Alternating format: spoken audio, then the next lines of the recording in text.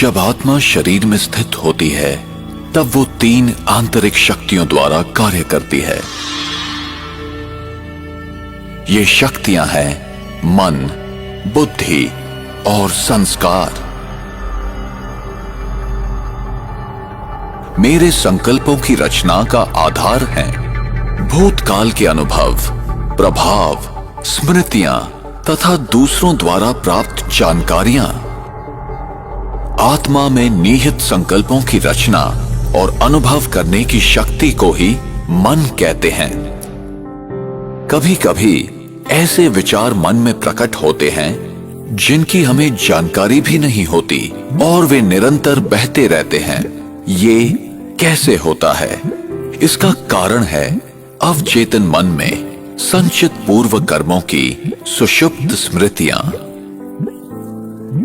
मन में उठने वाले संकल्पों का स्वरूप कुछ भी हो सकता है, जैसे अच्छा या बुरा, समर्थ या व्यर्थ, सकारात्मक या नकारात्मक।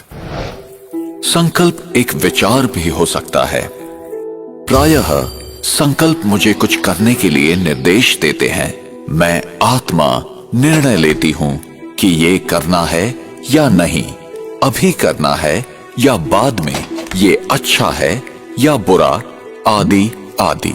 संकल्पों को निरीक्षण करने तथा निर्णय करने की आत्मा की इस क्षमता को ही कहा जाता है बुद्धि।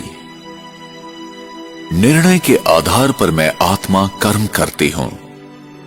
कर्म आत्मा में अपनी छाप छोड़ता है, जिसका प्रभाव फिर विचार शैली पर पड़ता है और इसे ही संस्कार कहा जाता है।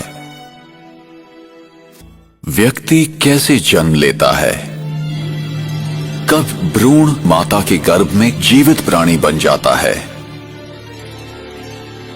आत्मा कब गर्भ में प्रवेश करती है? भ्रूण जब तीसरे से 5वें माह का होता है तभी उसमें जीवन शक्ति आती है।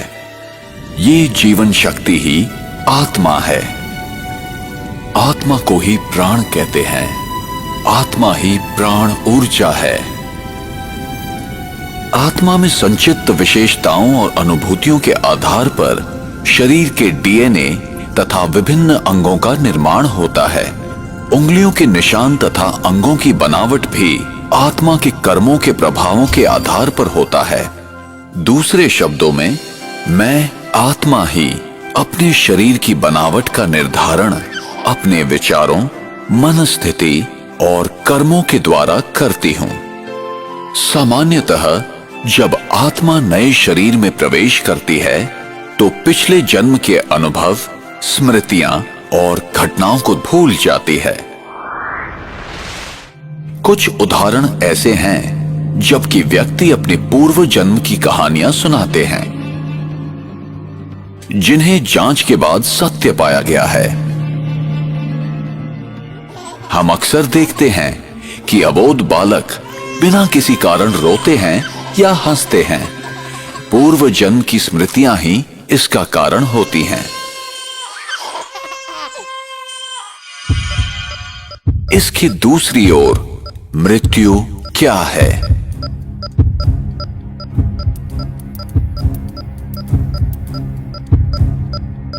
और मृत्यु के बाद क्या होता है? एक जीवित व्यक्ति कैसे मृत शरीर के रूप में परिवर्तित हो जाता है? मृत्यु वो स्थिति है जब आत्मा शरीर छोड़ देती है।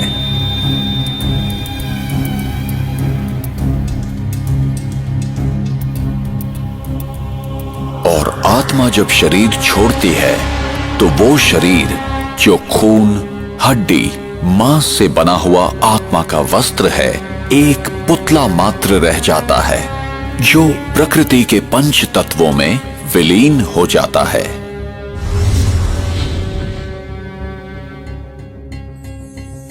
अपने पुराने शरीर को छोड़ आत्मा दूसरी माता के गर्भ में प्रवेश करती है।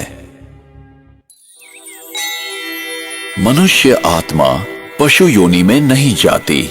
जैसे सेब के बीज से कभी संतरे का वृक्ष नहीं निकलता, वैसे ही मनुष्य आत्मा सदैव मनुष्य शरीर ही धारण करती है। आत्मा जब भी किसी नए शरीर को धारण करती है तो वो अपने नए मित्र संबंधी और अपनी एक नई पहचान बनाती है। जैसे कोई नाटक में कलाकार अपने अनुरूप वस्त्र पहनकर एक निर्धारित समय में अपना अभिनय करता है, ठीक उसी प्रकार इस विश्व रंगमंच पर आत्मा भी एक कलाकार की तरह अपने निर्धारित समय पर अभिनय करती है। और जब शरीर अधिक उम्र, बीमारी या किसी घातक चोट के कारण बेकार हो जाता है, तब आत्मा शरीर को त्याग देती है और जन्म उपरांत जन्म लेती जाती है। इसी प्रकार जीवन एवं मृत्यु का ये अविनाशी चक्र इस संसार में चलता रहता है।